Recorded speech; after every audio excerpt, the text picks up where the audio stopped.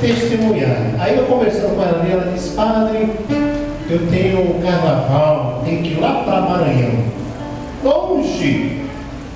Eu falei: naquele sol todo, você vai para lá pular carnaval? Mas é missão, é missão. A missão assim não tem fronteira, é além fronteira. Então, algumas vezes a gente não sente tão longe. O que nós precisamos fazer é atravessar a rua e dizer para um vizinho, para um amigo: irmão, coragem, tenha fé. Para dizer àqueles que estão desanimados: nosso Senhor caminha conosco. Aí no meio dessa fé, vou aproveitar isso hoje.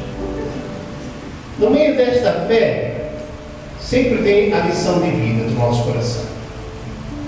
A fé é uma experiência do Senhor, né?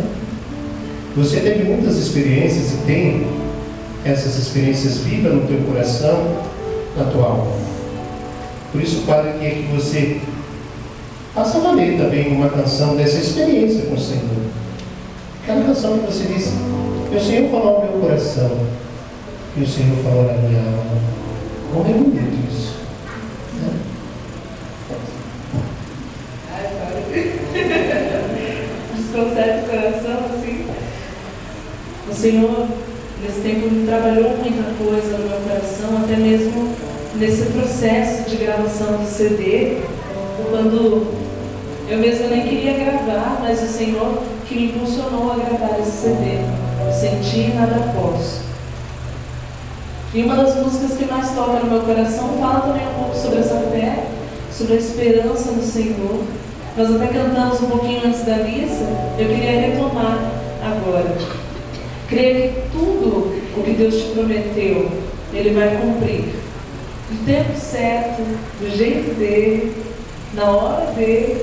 Não é na nossa hora, muitas vezes não é no nosso momento, mas eu vi que na minha vida tudo se cumpriu no tempo de Deus, da forma como Ele quis.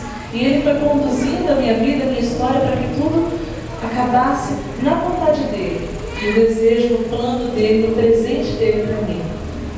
Feche seus olhos agora. Você que não conhece essa canção pode meditar nela. Você que já conhece pode cantar junto. Mas creia e não deixe de sonhar. Tudo que Deus te prometeu, Ele vai cumprir.